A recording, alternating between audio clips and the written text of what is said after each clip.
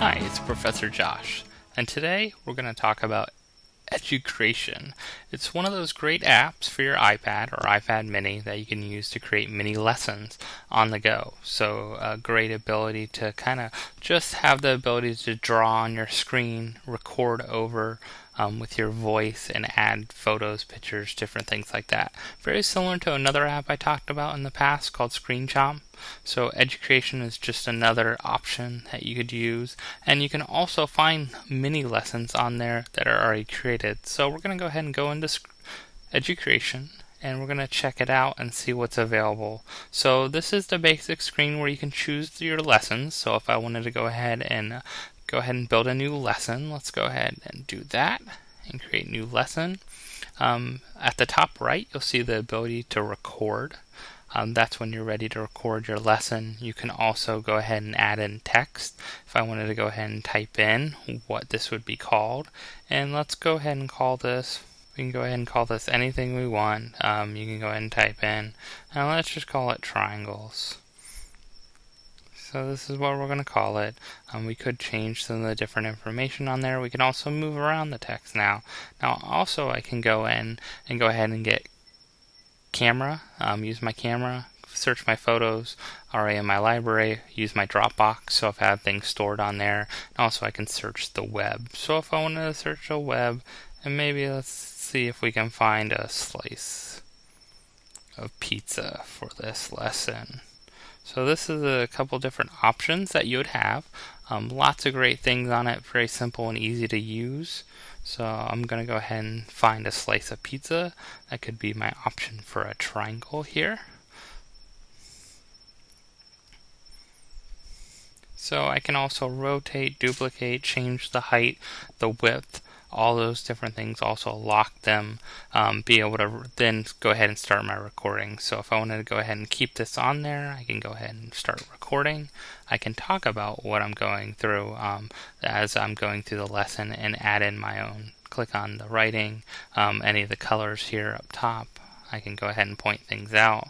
I can go ahead and draw other shapes on there, draw things on there. Also, if I click text again, notice it pauses the recording.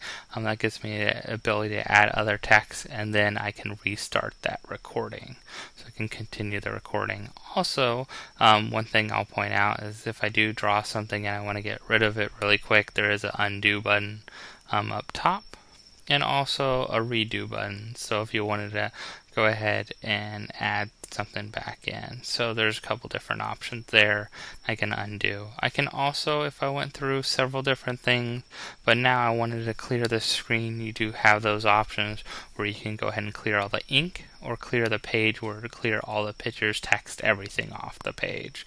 So those are some of the different options. You can also go into other pages. So as I'm going along, I can add other pages to this and continue to draw and add. So when I'm done, I could either pause it or just say done. I could save my lesson or start over.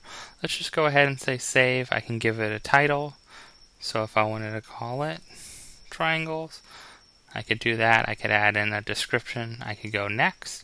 I can make it private or public, so I can make it available to anyone if I want to share this lesson as a great open resource, or make it private and only those that I send it to.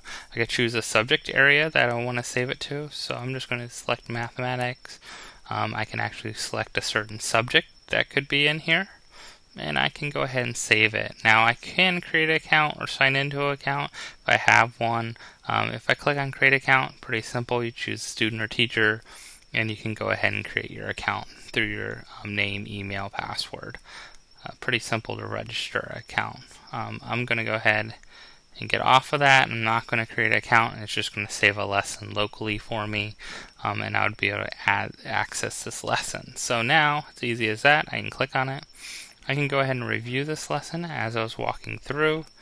You'd probably hear me and see the drawing too, so it hears me in the background. And when I'm done, I go ahead and click done. I could decide what else I want to do with this. If I do want to share it, I have some options to upload and share, so it's not on the web, so I'd need to sign in for that. to really be able to share it to from the account to the other places like Facebook, Twitter, email, things like that. Also, I can check out featured different lessons, so this is a great way to check out different lessons available. This happened just come up in the subject area of professional development, and we can learn a little more about blooms here. It'll come up and it'll walk us through this. So here we have the new Bloom's taxonomy trend. So this talks about Bloom's taxonomy a little bit, and actually writes words as it's going through. So kind of quick way to simple way to create lessons on the fly. And you'll notice up top here is those share buttons that I was talking about that you'll have once you go ahead and load it. So as I said, there's several different subject areas that are available. Under those subject areas, you can find different lessons that might involve those. I'm sure some areas have more lessons than others. Sciences seem to have a lot, and certain people are publishing them on there. So this gives you some options that you might even find something there that you already know that you already could use in your own class. So there's some options. So this is one of the great tools that you could use for your iPad or iPad mini. Again, this is Professor Josh, and I just want to remind you to engage, excite, and educate.